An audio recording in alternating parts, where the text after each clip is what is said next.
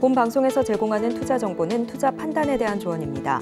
방송에서 제공하는 주식의 가치, 가격 상승 및 하락에 대해서는 방송사에서 보장하지 않습니다. 시청자 여러분 안녕하십니까. 깊이 있는 인사이트로 여러분들의 투자를 잘 이끌겠습니다. 저는 강관우입니다. 어제 우리 시장 전강후약의 부진한 모습을 보였습니다. 전날 정부가 여러 가지 좋은 얘기들을 많이 했고 민간단체에서도 코리아 디스카운트를 없애겠다 이런 장기적인 그림이 나왔음에도 불구하고 시장은 그렇게 힘이 없었습니다. 저 PBR 관련해서 업종 그리고 일부 주식만 좀 유효한 그런 하루였는데요. 정부가 이렇게 좀 좋은 얘기를 코리아 디스카운트를 좀 없애겠다 이렇게 얘기를 했고 그 금융위에서도 전체적으로 자사주의 신주 배정을 좀 금지하고 취득하고 처분하는데 여기서 좀 공시를 강화하겠다 이런 얘기를 했습니다. 그럼에도 불구하고 시장이 조금 내려간 것은 자사주의 소각을 의무화한다 이런 아주 알짜배기 내용이 좀 빠졌기 때문으로 보입니다. 좀 주의를 할 필요가 있을 것 같고요. 이렇게 제도가 개선된다고 해도 실질적으로 시장에 도움이 되는 걸 해야지 시장은 좀 강해질 수 있습니다. 자, 우리 시장 좀 약한 게 우리 내재적으로 문제도 있지만 중국, 홍콩 이슈도 있다고 계속 반복해서 말씀을 드리고 있습니다. 자, 빚만 440조로 알려진 중국의 헝따 청산 소식에 우리 시장이 같이 조금 부진한 면이 있습니다. 중국이 아무래도 부동산에 의존하는 경제지 않습니까? 그래서 우리 시장도 간접적으로 좀 연관이 돼 있다 이렇게 보시면 되고요. 간밤에 미국 3대 지수는 모두 혼조 마감했습니다. 지금 GM이 8%나 이렇게 올랐음에도 불구하고 필라델피아 반도체 지수 1.5%까지 빠졌습니다. 그래서 대형 IT주가 전반적으로 조정을 겪었다 이렇게 보시면 됩니다. 자, 오늘도 저희 증시 8과 함께 하시면서 알찬 정보 인사이트 많이 챙기시길 바라겠습니다. 바로 외신 들어갑니다. 외신 브리핑 시작합니다. 3대 지수는 어제 혼조세로 마무리했습니다. 다우지수만 유일하게 강보합순에서 마무리하는 모습이었는데요. 주요 빅테크 기업들의 실적 발표를 앞둔 상황에서 숨고르기에 들어가는 모습이었습니다. 특히 이날은 노동지표에도 좀 주목을 했었는데요. 하나씩 살펴보도록 하겠습니다. 처음으로는 졸트 보고서 함께 보겠습니다. 구인 건수 같은 경우에는 902만 6천 건으로 집계가 됐습니다. 예상치를 상회하게 됐고요. 3개월 내 최고 수준으로 나타났습니다. 아직 미국 노동시장이 견조하다라는 부분을 좀 시사하게 됐는데요. 채용은 6만 7천 건 증가했고요. 채용률도 상승했습니다. 정리해고 건수는 8만 5천 건으로 해고율은 1%대를 유지했습니다. 반면 자발적 퇴직자 수는 감소했고요. 3년 내 최저 수준을 기록을 했습니다. 노동 수요를 나타내는 구인 건수는 예상치를 상회했고 채용률도 강하다라고 해석할 수 있겠지만 다만 정리해고는 늘고 자발적 퇴직자 수는 감소했습니다. 즉 노동시장이 표면적으로 봤을 때는 강해 보이긴 하지만 세부적으로 안에 들어가서 뜯어보게 된다면 균열이 발생하고 있다라고 해석을 할 수 있겠습니다. 그리고 이어서 함께 발표된 부분이 컨퍼런스 보드의 소비자 신뢰 지수였습니다. 수치는 114.8로 집계가 됐고요. 예상치에 부합을 했습니다. 2년 1개월 만에 최고치를 기록하게 되면서 미국 경제에 대해서 소비자 심리는 크게 개선된 것으로 나타났습니다. 이번 조사는 주로 고용 상황에 초점을 맞추기 때문에 경기 상황을 후행적으로 반영하는 부분이 좀 있습니다. 소비자들이 인플레이션이 둔화하는 상황 속에서도 경제와 고용 시장에 대해서 낙관적으로 생각하는 것으로 나타나게 되면서 경기 연착륙에 대한 기대감은 조금 더 높아질 수 있었습니다. 이런 가운데 어제 밤사이에 IMF가 세계 성장률과 또 미국의 성장률을 함께 상향했다라는 부분 또한 함께 체크하시면 좋겠습니다. 이번에는 유가 상황 함께 체크해 보도록 하겠습니다. WTI는 배럴당 77달러 선에서 마무리했습니다. 1%의 상승 전환이 좀 있었는데요. 가격에 영향을 줬던 부분이 하나 있어서 기사를 속에서 살펴보도록 하겠습니다. 일단 사우디아라비아의 아람코와 관련된 소식인데요. Hold plan to increase maximum oil production capacity라는 기사이고요. oil production capacity, 즉 다시 말해서 원유 생산량에 대한 부분에 대해서 언급을 좀 한 건데요. 사우디아라비아의 국영 석유 기업인 아람코가 원유 생산량을 하루 1,300만 배럴로 늘린다라는 그 계획에 대해서 보류하겠다라고 발표를 했습니다. 일단 이번 결정에 대해서 구체적인 언급은 따로 없었는데요. 일단 가격에는 어느 정도 영향을 미친 것으로 풀이가 되고 있습니다. 이번에는 기사들 함께 살펴보겠습니다. 이번에는 BBC 기사 함께 보실 거고요. New Brexit food checks will test Britain's supply chains 라는 기사고요. 영국이 브렉시트를 선언한 지 3년 만에 EU의 농산물 통관 검사에 돌입하겠다라고 발표했다는 기사입니다.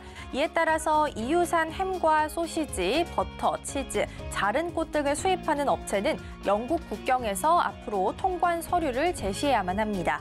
더불어서 오는 4월 30일부터는 영국 국경에서 서류 심사를 넘어서서 실물 검사까지 함께 이루어질 예정이다라고 발표했습니다. 영국은 브렉시트가 현실화했던 2021년 1월부터 통관 검사를 시작해야 했지만 영국 경제 둔화에 대한 우려 그리고 인플레이션에 대한 우려 속에 이를 5차례에 걸쳐서 연기한 바가 있습니다. 이에 반해서 영국산 농산물이 EU에 수입될 때는 통관 검사가 이루어져 왔었는데요. 시장에서는 벌써부터 공급망의 차질이 빚어질 수 있다라는 우려감이 좀 높아지고 있습니다. 식탁 물가가 오르고 슈퍼에서 신선식품에 대해서 품절 현상이 또다시 벌어질 가능성에 대해서 언급을 하고 있는 건데요. 통관 절차가 일반적으로 복잡해지고 기간도 길어지게 된다면 공급이 원활해지지 못할 것이고 가격 또한 이에 반해서 함께 오를 수 있다라는 부분입니다. 그리고 특히 걱정하고 있는 부분은 과일과 화훼 부분이었습니다. EU 회원국들로부터 수입의 상당 부분을 현재 의존하고 있기 때문이고요. 심지어 영국 농민조합은 화훼 부분의 경우에는 존망의 위협을 받을 수 있다라고 주장하기도 했습니다. 유럽과 영국 사이의 통관 문제이기 때문에 지금 당장 우리나라에 크게 영향을 주지는 않을 것으로 보이는데요. 다만 장기화될 경우에는 문제가 될 수 있기 때문에 이슈 체크는 좀 필요해 보입니다. 이어서 두 번째 기사 함께 보겠습니다. 두 번째는 일론 머스크 기사이고요. 일론 머스크 Neuralink implants brain tech in human patient for the first time 이란 기사입니다. 일론 머스크가 또다시 한번 도전에 나서는 모습입니다. 환자의 뇌에 인공칩을 최초로 이식하는 걸 성공했다라는 내용의 기사인데요. 내용 함께 살펴보겠습니다. 일론 머스크 테슬라 CEO가 창업한 뇌 신경 과학 스타트업이 바로 뉴럴링크입니다. 이 뉴럴링크가 인간 뇌에 인공칩을 이식하는 임상 시험을 시작했다라고 전했습니다. 뉴럴링크는 지난해 9월에 경추 부상이나 루게릭병 등으로 사지가 마비되어 있었던 환자들을 첫 임상시험 대상자로 모집한 바가 있었는데요. 그리고 임상시험에서는 대상자들의 뇌에 이식된 칩을 통해서 생각만으로 휴대폰을 조작하거나 혹은 컴퓨터 장치를 제어할 수 있는지를 확인한 것으로 전해졌습니다. 그리고 머스크는 X를 통해서 초기 결과에서 굉장히 유의미한 부분을 확인했다라고 언급하기도 했고요. 더불어서 뉴럴링크가 출시할 첫 제품명은 텔레파시다라고 함께 정하기도 했습니다. 하지만 뉴럴링크가 진행하고 있는 임상시험의 안전성에 대한 부분도 계속해서 논란이 좀 되고 있긴 합니다. 뉴럴링크는 불필요하게 많은 동물을 좀 죽게 했다라는 의혹을 받아왔기 때문인데요. 미국의 한 의사단체는 실험에 사용됐던 원숭이 23마리 중에서 16마리가 사망했다라는 주장을 제기하면서 동물 학대 논란이 일어나기도 했습니다. 머스크는 사지 마비 환자가 생각만으로도 이 사물을 편리하게 다루고 또 시각장애인들이 생각만으로도 이 사물을 바라볼 수 있도록 시력을 회복하는 것을 목표로 하고 있다고 하는데요. 실제로 이루어지게 된다면 환자분들의 삶에 있어서는 굉장히 큰 변화가 일어날 수 있게 되겠죠. 임상과 관련한 내용은 계속해서 확인해 보도록 하겠습니다. 이번에는 전반적인 섹터별 움직임 함께 살펴보도록 하겠습니다. 전반적으로 빅테크 기업들의 실적을 좀 기다리면서 기술주를 중심으로 좀 약세를 보이는 모습이었고요. 실적이 발표됐던 종목들 위주로 함께 좀 살펴보겠습니다. 먼저 오늘 장 마감 후에 발표됐던 알파벳부터 함께 보겠습니다. 정규장에서는 1% 정도 밀렸지만 애프터마켓에서 무려 5% 정도 빠지면서 움직이고 있습니다.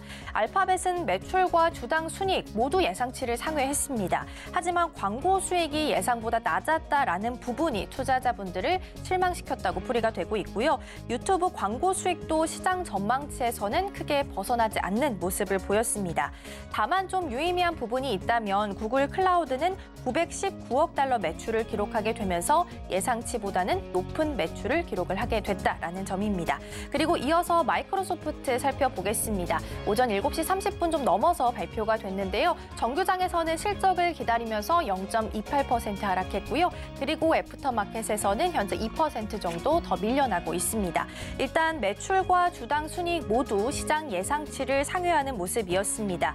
특히 클라우드 부문에 있어서는 매출이 20% 정도 증가를 했고요. 시장 예상치도 웃도는 모습을 보였습니다. 하지만 마이크로소프트 애프터마켓에서 현재 크게 하락을 하고 있는데요. 블룸버그 통신은 이에 대해서 투자자들이 마이크로소프트가 클라우드 부문에 있어서 더 큰 성장세를 보일 것으로 예상을 했는데 그보다는 미치지 못했기 때문에 주가가 떨어지고 있다라고 분석하기도 했습니다. 이번에는 AMD 함께 살펴보도록 하겠습니다.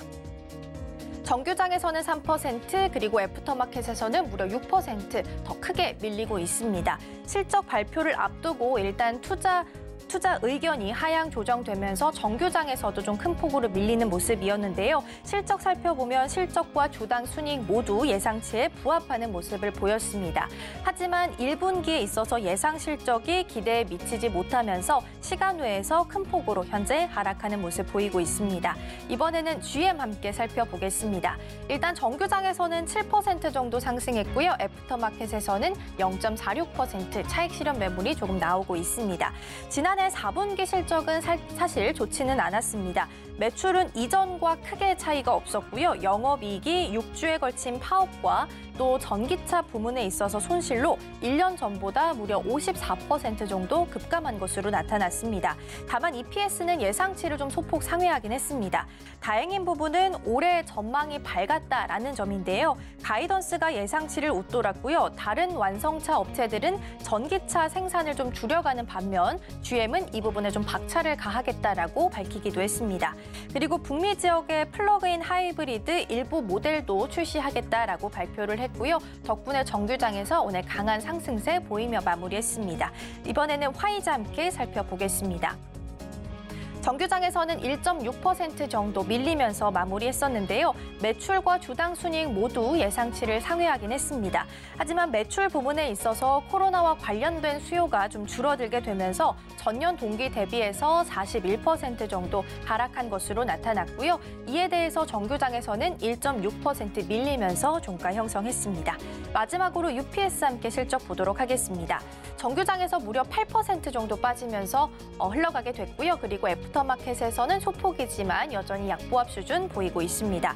매출은 전년 동기 대비해서 7.8% 감소했고요. 예상치를 하회했습니다. 이는 국내외로 일단 물동량이 좀 감소했기 때문으로 풀이가 되고 있습니다. 반면 역시 주당 순이익도 32% 전년 동기 대비해서 감소하는 모습을 보였고요. 반면 예상치는 소폭 웃도는 수치였습니다. 그러면서 UPS는 관리직 직원이 약 14%를 줄이겠다라고 컨콜에서 발표를 했는데요. 물류에 있어서 수요가 좀 둔화되고 있는 부분, 그리고 직원 인건비 상승을 좀 상쇄하려는 움직임을 컨콜에서 보여주기도 했습니다. 애프터마켓에서는 덕분에 0.08% 소폭 밀리면서 현재 움직이고 있습니다. 이번에 특징주로는 보잉 함께 살펴보도록 하겠습니다. 보잉은 전일장에서 2.3% 정도 하락하면서 마무리했습니다. 얼마 전 비행 중에 동체 일부가 떨어져 나갔던 사건 아마 기억하실 텐데요. 관련해서 사고 원인은 볼트 누락 때문인 것으로 조사가 되고 있습니다. 항공 규제상 추가 비상구를 설치할 필요가 없을 때 출입문 대신 도어 플러그라는 부분을 좀 설치하게 되는데요. 이 도어 플러그를 동체와 결합하는 이 볼트가 누락됐을 가능성이 가장 높게 점쳐지고 있는 상황입니다. 보잉 737 맥스9 기종은 사고 발생 이후 3주 만에 속속들이 현재 재개가 좀 되고 있는 상황인데요. 미국 연방항공청도 지난 24일부터는 철저한 검사와 유지 보수를 거친 경우에는 운항 재개를 허용한 상태이기도 합니다. 그리고 이번 사고와 관련한 조사 내용, 최종 내용은 이번 주 안에 이르면 좀 발표가 될 예정이고요. 관련된 내용도 함께 전해드리도록 하겠습니다. 그리고 현재 시간으로 31일, 내일이죠. 우리 시간으로 내일 실적 발표도 예정되어 있는 만큼 이 부분도 함께 확인해 보시면 좋겠습니다. 지금까지 외신 브리핑이었습니다.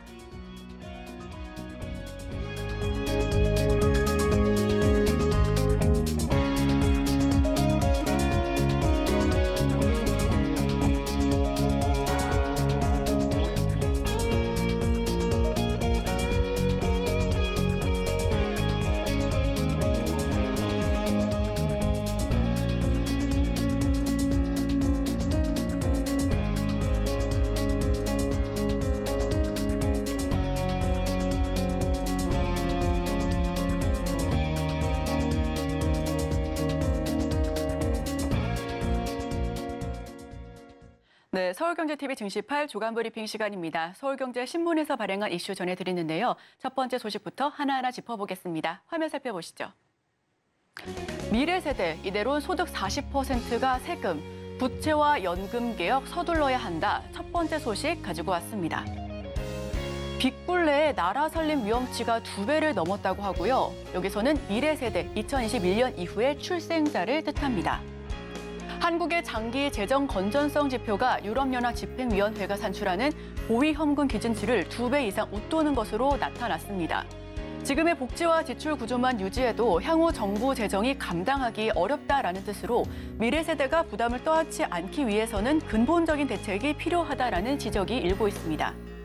현재 이 씨는 역내 국가의 재정 건전성을 단기 S5와 중기 S1, 장기로 S2 이렇게로 구분해 평가하고 있는데요. 여기서 S2는 2070년의 상황을 보는 장기 지표입니다. 지금의 제도로 인해 발생할 미래의 재정 적자를 메우고 현재 시점의 정부 부채를 모두 갚기 위해 필요한 조세 부담을 미래 시점의 부가가치로 나눈 것입니다. 이 숫자가 클수록 위험도가 높다라는 의미고요. 한국의 교수협회에서 분석한 한국의 S2는 2022년 기준 13.3%로 이 씨가 설정한 고위험 기준 6%를 2배 이상 상회한 수치입니다. 한국의 장기 재정 건전성이 이 씨가 보는 레드라인을 크게 뛰어넘은 셈인데요. 유럽연합 평균은 2.7%에 불과하고요. 영국과 미국은 8% 수준입니다. 여기서 더 나아가 현재와 미래의 각 세대가 전 생에 걸쳐 부담해야 할 조세를 추계한 결과 지금의 재정 정책은 유지가 불가능하다며 현재의 정부 부채 비율이 낮다라는 이유로 아직 확장적 기조를 강화할 수 있다라는 주장은 타당하기 어렵다고 본다고 주장하고 있습니다. 지금 화면을 통해서 살펴보겠습니다. 장기 재정 건전성 지표, 즉 S2를 살펴보실 텐데요. 여기 있는 붉은 라인이 레드라인입니다. 여기서부터 고위험군인데 이 씨는 2.7%, 영국과 미국은 8% 수준이고요. 한국은 무려 13.3%로 아주 높은 수준이었습니다.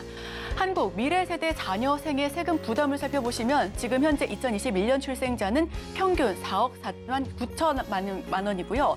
2021년 출생자 평균은 12억이 훌쩍 넘긴 수치를 기록했습니다. 내달 1에서 2일 경제학술대회가 열립니다. 해당 학술대회에서 해당 문제 역시도 지속적으로 거론될 것으로 보여지고요. 내년부터 조세 상향을 가정한다고 하더라도 2021년 후 출생자는 12억 4천억을 부담해야 합니다. 증세 15년 연기 때는 절반이 세금이고요. 프로젝트 파이낸스 등 부동산 대출 통합 관리가 시급합니다. 저출생 대비 중기 패키지 역시 지원을 강화해야 하는 부분 첫 번째 소식으로 가지고 왔습니다. 네, 두 번째 소식 전해드립니다. 미국 재계 플랫폼법 결함 심각, 노골적인 불만을 표하다. 네, 두 번째 소식입니다. 정부가 추진 중인 플랫폼 규제법과 관련해 미국 재계가 공개적으로 반대 의사를 피력했습니다. 미국 재계 요청에 따라 미국 상무부가 나설 경우에 통상 마찰로 번질 가능성도 제기가 되고 있고요. 정부는 국내의 의견을 충분히 청취하겠다라는 입장인데 설익은 규제가 국내 정보통신 기술 기업의 성장을 저해할 수 있다라는 비판도 제기되고 있습니다.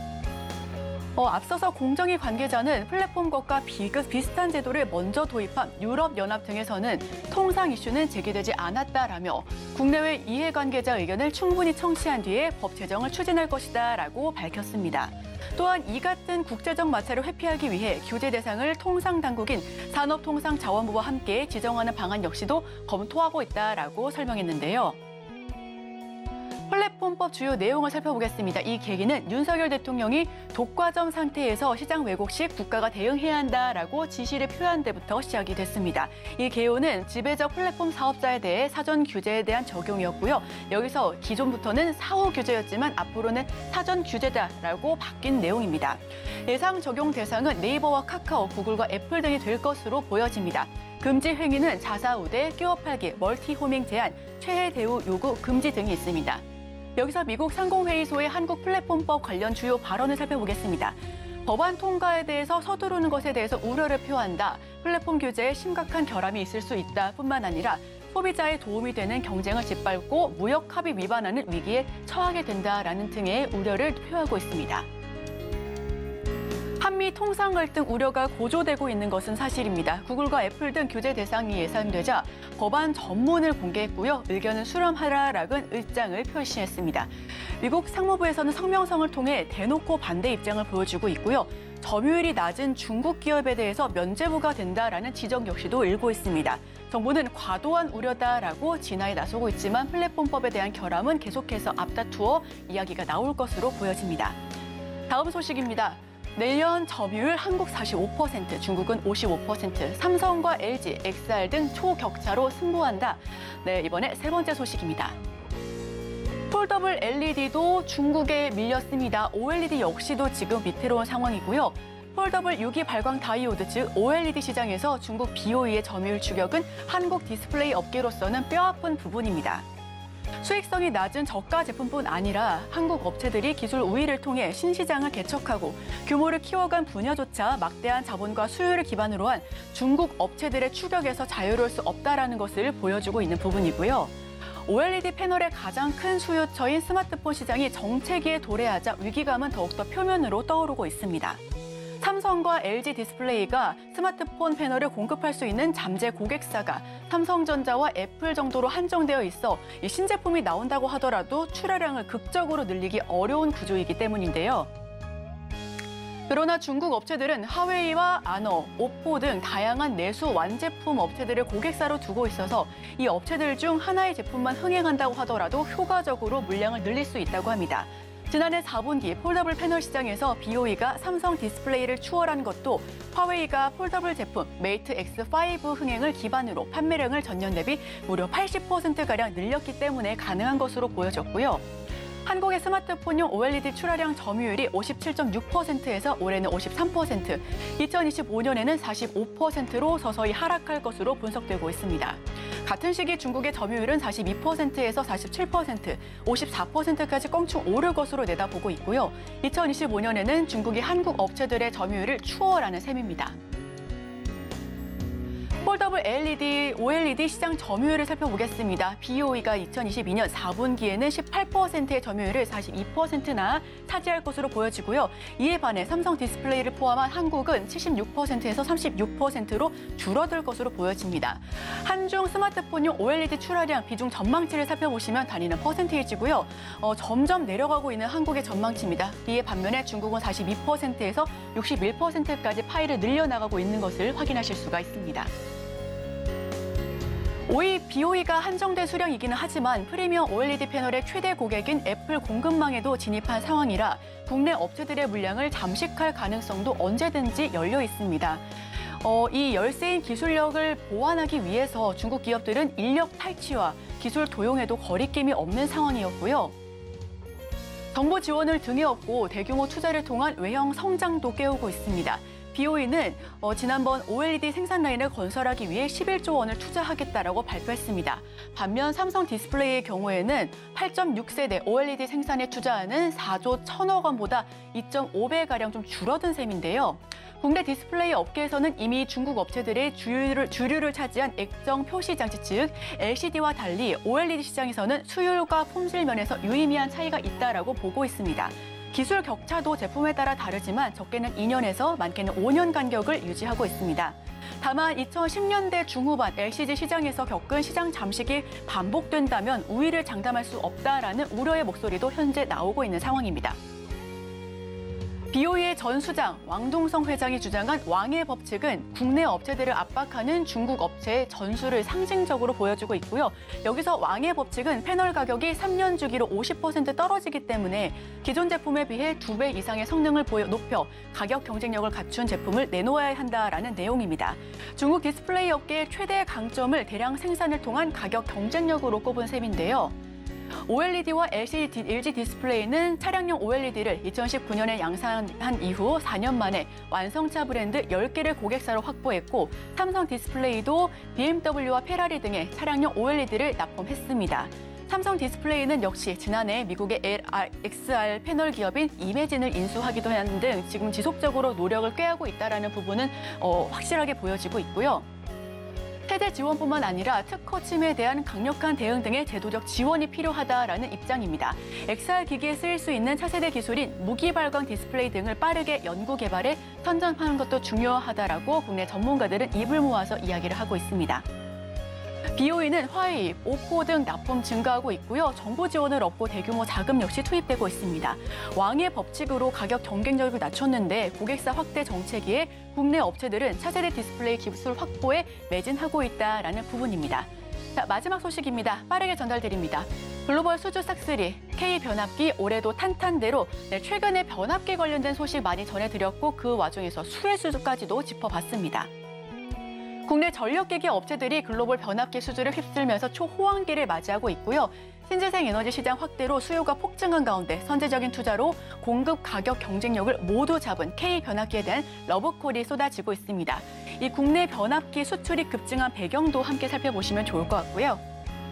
세계적으로 전력망 수요가 크게 증가한 것이 가장 큰 요인으로 꼽히고 있습니다. 지금 화면으로도 살펴보시면 초고용량 변압기 수출 금액은 2019년 4억 632만 원에서 2023년 지금 6억 8,341만 달러까지 크게 웃돈 상황이고요. 2023년 초고용량 변압기 수출의 국가별 비중 역시도 미국과 사우디, 영국, 베트남, 호주 등 크게 웃돌고 있다라고 살펴보실 수가 있습니다.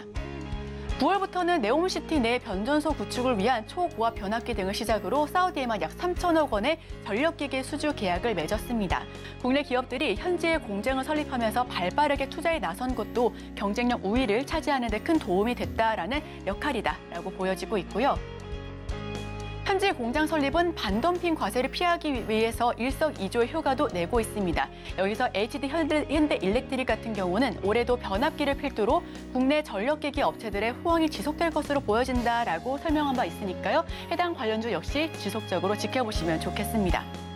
작년 HD 현대 일렉트릭의 영업이익은 무려 137%나 넘게 뛰었습니다. 공장 등 선제 투자로 주도권을 확보하고 있고요. 미국과 사우디 등 중심의 대형 계약이 줄듯 이어올 듯이라고 보여지고 있습니다. 네, 제가 준비한 소식은 여기까지입니다. 앞으로 계속해서 저희와 함께 하시면서 관련주 수혜주까지 찾아보시면 좋겠습니다. 저희와 끝까지 함께 하시죠.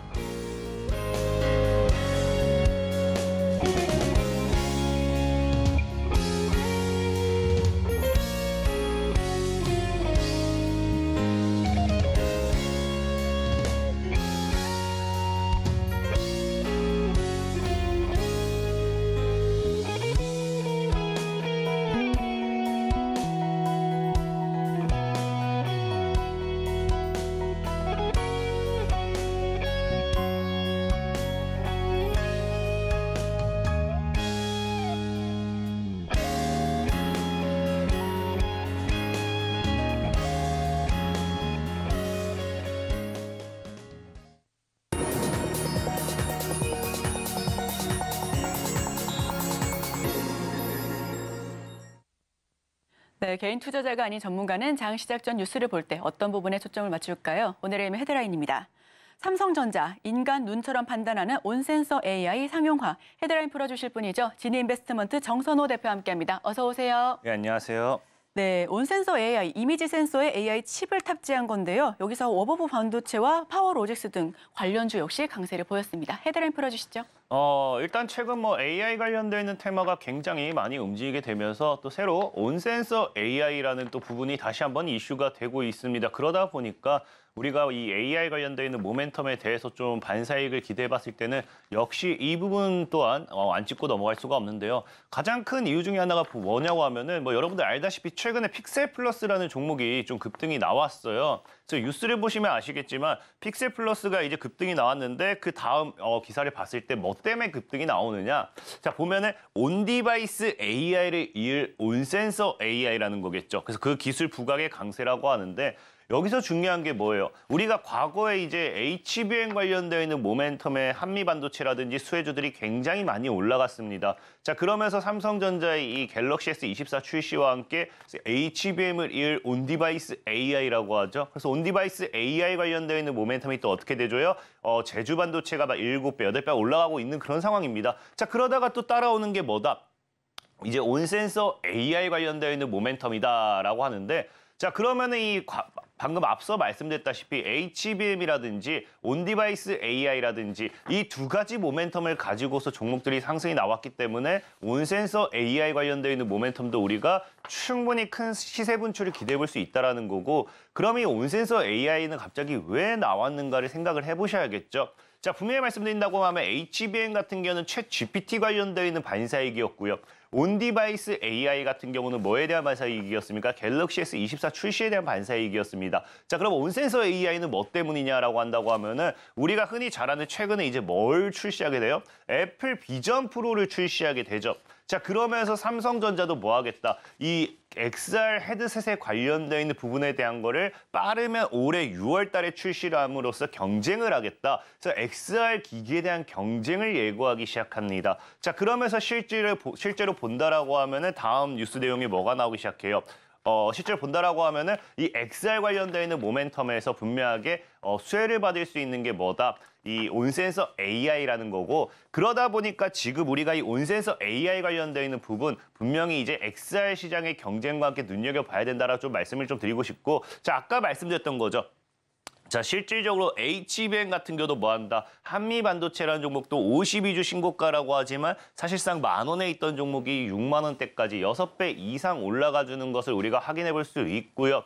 자, 그리고 이 다음에 이제 제주반도체라는 또 종목의 차트가 있어요. 제주반도체 같은 경우는 또 뭐한다 했습니까? 온디바이스 AI라는 기대감을 가지고서 연일 신고가를 달성을 해줬는데 몇 배가 올라간다? 4,000원, 5,000원대 있던 종목이 3만 원대까지 해서 대략적으로 10배 이상 올라가는 걸 확인할 수 있습니다. 자, 그렇기 때문에 우리 지금 뭐 봐야 된다? 이제 방금 앞서 얘기했다시피 삼성전자의 온센서 이런 AI, 지금 이제 전 미국 증시 같은 경우도 보면 알겠지만 마이크로소프트라든지 엔비디아라든지 AI 관련되어 있는 기업들이 뭐라고 있어요? 지속적인 나스닥의 신고가 랠리를 만들고 있습니다. 그렇다라는 거는 우리나라도 AI 열풍 속에서 뭘 기대해 볼 수 있다? HBM 다음에 온디바이스 AI, 그 다음에 온센서 AI 관련되어 있는 반사이익을 가지고서 굉장히 강한 상승 파동을 기대해 볼 수 있지 않을까 좀 말씀을 드리면서, 이 온센서 AI 절대적으로 무시할 수 있는 이슈는 아닌 것 같다. 지금 오히려 오르기 전에 저가 매수의 기회로서 활용해 봐야 된다라고 좀 말씀을 드리겠습니다.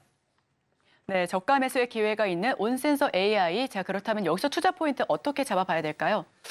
일단 당연히 온센서 AI 관련되어 있는 반사이익 수혜주를 찾아야겠죠. 그럼 이 과연 온센서 AI가 과연 어디서의 반사이익을 볼 수 있을 것인가를 봐야 되는데, 온센서 AI가 뭐 어려운 게 아닙니다. 역시나 뭐 아까 앵커님께서 얘기했지만 실질적으로 이제 뉴스 속에서 보면 뭐라고 해요? 자, 사물 속에 인공지능을 확산하겠다. 그래서 AI의 두뇌로서 뭐 NPU 더 뜬다고 하지만 저 맨 첫 줄에 뭐가 나오느냐? 자, 온센서 AI는 이미지 센서 AI 칩을 탑재한 거라는 거예요. 그러니까 뭐 이 뉴스를 보면은 온센서 AI 기술이 뭐 진화한 사물 인터넷이고 뭐 스마트홈 서비스고 뭐 이 각가지의 내용들이 적혀 있지만 여기서 우리가 알 거는 하나만 됩니다. 이 온센서 AI라는 게 어떤 기술력을 가지고 있다. 이건 사실 우리가 관련주를 사는 데 있어서 중요하지 않아요. 중요한 건 뭐다?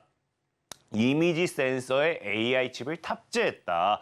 이게 가장 중요한 부분이기 때문에 사실상의 온센서 AI 관련되어 있는 반사이익을 우리가 찾아 나선다라고 하면 뭐만 보면 되느냐? 이 이미지 센서 관련되어 있는 수혜주들, 이 종목들을 찾아보시면 좋아요. 특히나 아까 말했다시피 XR 같은 경우도 뭐라고 했습니까? 애플 비전 프로라든지 삼성전자라든지 이 두 기업이 최근에 경쟁을 한다라고 이야기를 말씀드렸죠. 자, 그러면서 XR 헤드셋에 대한 반사이익 부품 수혜주들이 따라오고 있는데, 실질적으로 봤을 때도 뭐하고 있어요? 애플 같은 경우도 지금 보면은 아이폰이라든지 모바일 기기용 이미지 센서를 자체 개발에 나선다라고 할 만큼 현재 지금 상황이 어떤 상황이다? XR 관련되어 있는 부분에 대한 지속적인 투자가 들어가고 있는 상황이에요. 그렇기 때문에 뭐다? 분명한 게 이 이미지 센서라는 부분이 XR에 대해서도 수혜라고 확실하게 얘기할 수 있는 게 애플에도 뭐하고 있다? 지금 애플 역시도 이 사용하고 투자하고 있는, 자체 개발에 나설 만큼 뭐한다? 쉽게 볼 수 있는 내용이 아니라 자체 개발할 만큼 중요한 기술 중에 하나지 않을까 좀 생각을 해보고 있고, 자, 삼성 같은 경우도 다음 뉴스 뭐라 한다고요? 미래 첨단 산업의 눈이라고 하면서 삼성전자도 뭐한다? 차세대 이미지 센서를 공개하는 등 지속적인 이 이미지 센서에 대한 투자 모멘텀이 나와주고 있어요. 이게 심지어 이게 뭐 이번에 갑작스럽게 공개한 것도 아니고 이미 과거부터 뭐 하기 시작했다? 이 이미지 센서에 대한 부분이 예전부터 지속적인 투자가 나왔던 만큼 이 XR 지금, 그러니까 우리가 과거에는 챗 GPT를 본다라고 하면은 뭘 봐야 된다고 했습니까? 챗 GPT 관련돼 있는 반사이익은 HBM이 맞았고요. 자, 그다음에 이제 갤럭시 S24 관련돼 있는 부분은 온디바이스 AI가 맞았습니다. 근데 지금 갤럭시 S24는 뭐가 됐어요? 출시가 됐죠. 출시가 되면 우리가 흔히 뭐라고 이야기를 합니까? 이 뉴스에 사서 소문에 사서 뉴스에 팔아라. 그러니까 갤럭시 S24 출시에 대한 기대감으로서 이미 주가들이 많이 올라갔고요. 출시를 했기 때문에 물론 이 갤럭시 S24가 최근에 뭐하고 있다. 이 판매량이 역대급이다라고 할 만큼 좋은 이 모습을 보여주고 있긴 하지만 이미 뉴스가 나왔기 때문에 이제 어느 정도는 이제 또 온디바이스 AI에 대한 부분이 또 죽지 않을까, 사그라들지 않을까. 그러면은 이제 기대해 볼 수 있는 게 뭐예요? XR 헤드셋에 대한 모멘텀. 그런 모멘텀 출시 아까 삼성전자가 언제 6월 중으로 출시 예정이라고 했잖아요. 그럼 지금 5개월 동안 주가를 앞으로 강인하게 끌어올 수 있는 이슈는 온센서 AI가 되지 않을까. 그 과정에서 수혜받을 수 있는 게 이미지 센서라는 거고요. 그럼 여기서 또 우리가 찾아본다고 하면 뭘 봐야 되느냐? 자, 삼성전자, 우리 역시 삼성전자를 더 좋아하잖아요. 아무리 뭐 우리가 애플이 뭐 한다, 나쁘지 않아요. 아이폰이 싫다, 애플이 싫다가 아니에요. 우리나라는 이상하게 사람들이 삼성과 엮이는 걸 더 좋아합니다. 물론 여러분들 애플이 뭐 인수한다, 애플이 지분 투자한다라고 하면은 그 관련주가 급등이 나올 거예요. 근데 레인보우 로보틱스 보세요. 20배 이상 가까이 올라갔습니다. 뭐 때문에? 삼성전자가 지분 투자한다고 했기 때문에. 자, 그만큼 우리나라는 이슈를 뭐 더 보기 시작한다? 삼성발 모멘텀에 더 집중하기 시작한다는 거예요. 그러면 삼성 같은 경우도 지금 이제 XR 헤드셋에 이미지 센서를 활용해가지고 어떠한 것을 이제 심느냐, 이미지 센서를 활용해서 어떤 센서를 개발하느냐를 봤을 때 지금 TOF 센서라고 해서 타임 오브 파이트 센서라고 하는데 이 삼성전자가 이 뭐한다. 이 TOF 센서 시장의 재진출을 노린다라고 이야기를 하는 만큼 우리가 뭘 기대해 봐야겠어요? 이미지 센서와 함께 TOF 센서 관련되어 있는 반사 이익, 모멘텀의 수혜주들을 여러분들이 뭐 해보시면 좋다? 눈여겨보시면 좋겠다라고 좀 말씀을 드리겠습니다. 네, 온센서 AI 지금 정의 살펴봤고요. 삼성과 애플 또한 투자 중이다라는 말씀해 주셨습니다. 자, 그렇다면 여기서 수혜 섹터와 최선호주 바로 들어볼게요. 그래서 오늘 여러분들에게 또 소개시켜드리고 싶은 종목은 좀 이제 유명한 종목인 것 같아요. 많은 분들도 아는 종목이고 이제 캠시스라는 종목입니다. 사실상에 뭐 우리가 이 최근에 여러분들 보시면 아시겠지만 대장주로서 많이 움직이고 있는 게 사실 이미지스라든지 QSI라든지 최근에 또 센코라는 종목도 움직여주고 있어요. 그러니까 뭐 늘 말하는 게 저는 이미 움직이기 시작한 종목들은 뭐다? 여러분들에게 추천드리고 싶지가 않다. 저는 늘 말하는 게 뭡니까? 바닥에서 10배, 20배, 뭐 바닥에서 2배, 3배 올라간 종목을 소개시켜드리고 싶지. 이미 뭐 2배 올라간 종목을 여러분들에게 소개시켜 드려가지고 이 해당 종목을 매수하세요 하는 거는 너무나도 초보자 같은 이런 방송 마인드이기 때문에 바닥에 있는 종목을 좀 소개시켜 드리고 싶고 그런 관점에서 봤을 때 캠시스 같은 경우 일단 여러분들 알다시피 캠시스는 이미 과거에도 뭐 했습니까? 이미지 센서 관련되어 있는 이 특허를 출원하면서 이미지 센서 관련되어 있는 기술을 보유하고 있습니다. 자, 그러면서 이제 제일 중요한 거는 이제 TOF 센서라고 했잖아요. 이 역시도 과거에 삼성전자가 TOF 센서 관련되어 있는 모멘텀 이야기를 했을 때 뭐 하기 시작한다. 이 TOF 센서 관련되어 있는 모멘텀 반사이익으로서 한 번씩 움직여줬던 종목이에요. 그렇기 때문에 지금 이제 캠시스 같은 종목 여러분들이 한번 눈여겨보면 좋지 않을까 좀 말씀을 드리고 싶고 그리고 제일 중요한 거는 이제 우리가 삼성발 모멘텀이라고 했잖아요. 그러니까 이미지 센서라든지 TOF 센서라든지 이런 것만 놓고 본다 하더라도 삼성전자와 함께 반사이익을 받고 뭐 특징주로서 움직였던 흐름 이런 것들이 충분히 나와줬다라고 이야기를 한다라고 하면은 캠시스 같은 경우 거기에 더불어 뭐까지 있느냐 여러분들 가장 잘 알 겁니다. 삼성전자 1차 벤더사로서 관련 수혜 기대. 그래가지고 과거부터 삼성전자가 뭐 한다 할 때마다 이 종목이 강한 상승세를 나타냈습니다. 그러다 보니까 이번에도 XR 관련되어 있는 부분에서 TOF 센서 관련되어 있는 모멘텀 이런 것들을 여러분들에게 적극적으로 이제 뭐 투자 관련되는 이런 이슈 이런 것들이 나와준다고 하면은 캠시스가 있더라도 어떻게 될 수 있다. 분명히 올라가는 데 있어서는 어렵지 않을까 생각하고 있고요. 우리가 늘 얘기하지만 중요한 건 뭐예요? 수익이잖아요. 많은 분들이 늘 그렇습니다. 손실 마이너스 50%고 마이너스 100%고 마이너스 100% 나올 수가 없죠. 마이너스 한 80%고 이거를 2년이고 3년이고 4년이고 내일이 들고 가시는 분들은 굉장히 많아요. 하지만 수익을 준다고 하는데 그걸 들고 가신 분들은 굉장히 적습니다. 자, 어쨌든 중요한 거는 그만큼 캠시스라는 종목 모멘텀이 살아있기 때문에 분명하게 바닥에서부터 꾸준하게 우상향을 해나간다라고 하면은 얼마든지 올라갈 수 있는 종목이지 않을까 좀 생각을 해보고 있고요. 특히나 제일 중요한 게 이제 차트적으로 이제 좀 넘어가 보도록 할게요. 자, 이제 차트가 굉장히 매력적입니다. 사실 저는 이슈도 중요하지만 우리가 제일 중요한 게 차트는 뭐라고 했습니까? 과거, 역사는 반복되다시피 차트를 보면은 앞으로의 미래 흐름을 우리가 예측해 볼 수 있다라고 분명하게 여러분들에게 말씀을 드렸습니다. 근데 캠시스 같은 경우 지금 어떻게 되고 있어요? 자, 지금 우리가 차트를 본다라고 하면 이게 월봉 차트거든요. 월봉 차트인데 최하단이 거의 1,000원 정도입니다. 1,000원. 거의 1,000원대를 거의 과거에 깬 적은 있지만 저건 2007년, 8년 리먼 사태고 너무나 극단적이고 지금 이 1,000원대를 깨지 않은 상태에서 봤을 때 뭐가 나옵니까? 박스권을 형성하게 되면서 우리가 위아래가 기술적인 반등만 놓고 본다 하더라도 뭐예요? 4,000원까지는 우리가 노려볼 수 있어요. 그럼 지금 자리에서 여러분들이 분할매 포지션 잘한다라고 하면은 4배 정도도 노려볼 수 있는 종목이지 않을까 좀 말씀드리면서 오늘의 방송 마무리하도록 하겠습니다. 네, 지금까지 진해인베스트먼트 정선호 대표와 함께했습니다. 오늘 말씀 고맙습니다. 감사합니다.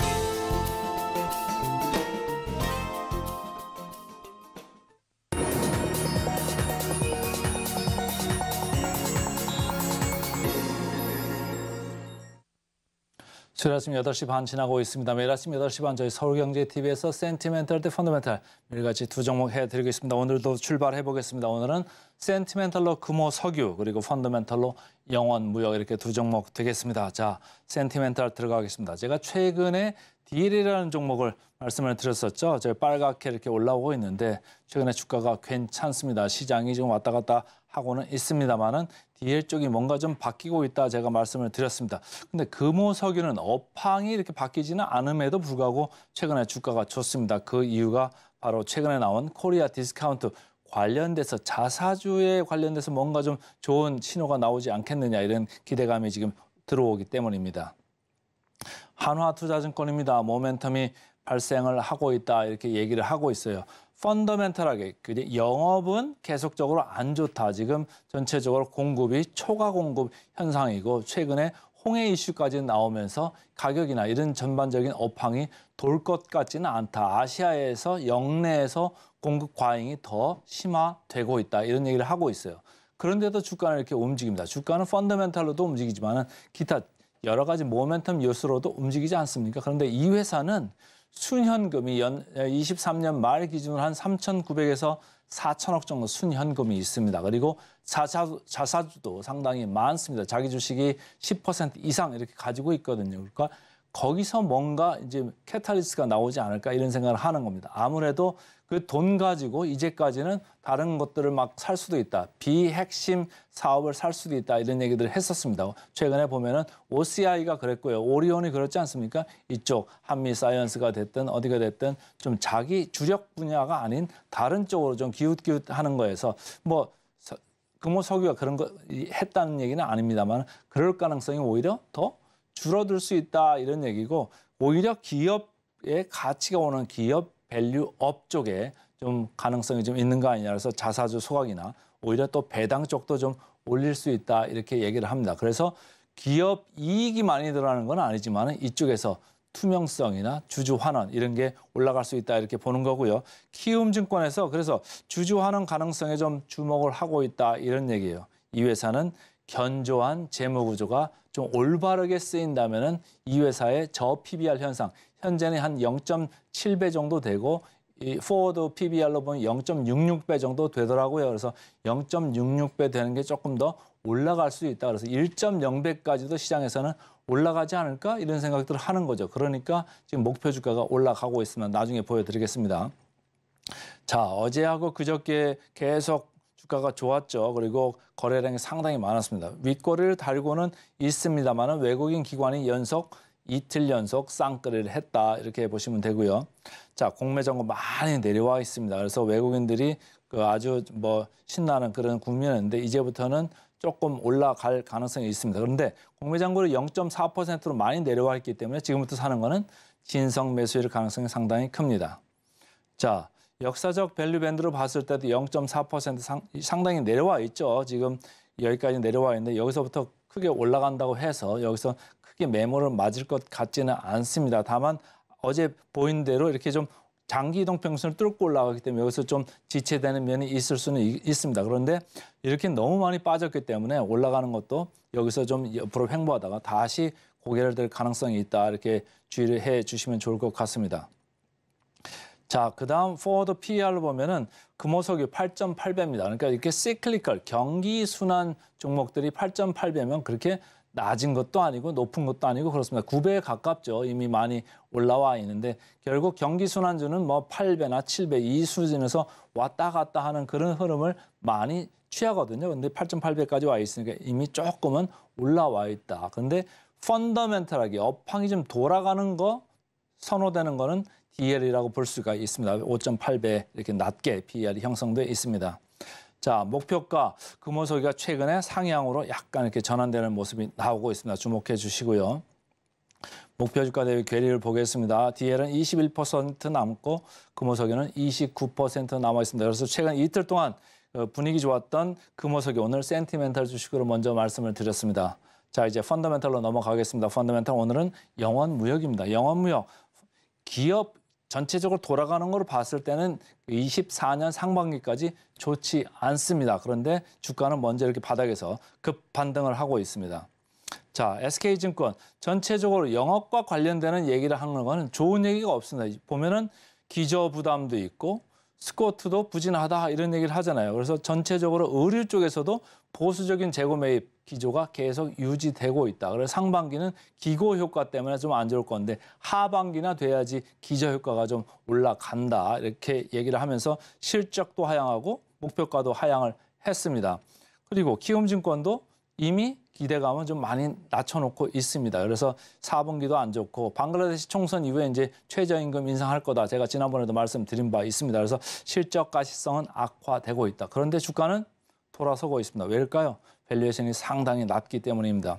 자, 어제하고 그저께 연 이틀 외국인 기관 쌍끌이 매수가 이렇게 들어오고 있는 기저에는 아주 낮은 밸류에이션, 최근에 정부가 코리아 디스카운트 없애겠다. 저 PBR 이쪽을 보는 일단의 매수세가 들어오고 있다. 이렇게 읽으시면 되고요. 자, 공매장골 0.4%입니다. 이렇게 충분히 내려와 있기 때문에 여기서 공매 환매가 들어올 수는 있죠. 그러나 지금부터 들어오는 거는 진성 매수일 수 있다. 이렇게 읽으시면 되고요.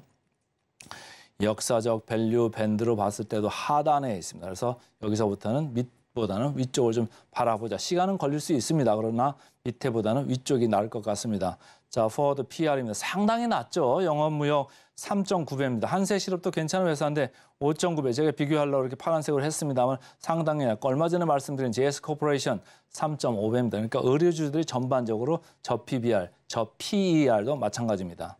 자, 목표가 하향세는 있었습니다만 이제는 마무리 국면으로 들어갈 가능성이 좀 있다 이렇게 읽으시고요. 자, 마지막으로 목표가 대비 보겠습니다. 영업무역은 56% 정도 남았네요. 그래서 오늘은 센티멘탈로 금호석유, 펀더멘탈로 영업무역 이렇게 두 종목 말씀을 드렸습니다. 네, 오늘 핵심 요약 세 줄 전해드립니다. 간밤 미증시는 실적과 FOMC를 앞두고 혼조 마감했습니다. 다우지수만 최고치로 종가 형성했고요. 오늘의 일면 삼성전자 인간 눈처럼 판단하는 온센서 AI 황용화, 온센서 AI TOF 수혜주 살펴봤습니다. 마지막으로 센티멘탈은 금호 석유, 펀더멘탈은 영원 무역까지 알아봤습니다. 네, 저희는 바로 이어서 증시 구로 돌아오겠습니다. 해당 방송도 서울경제TV와 함께 하시죠.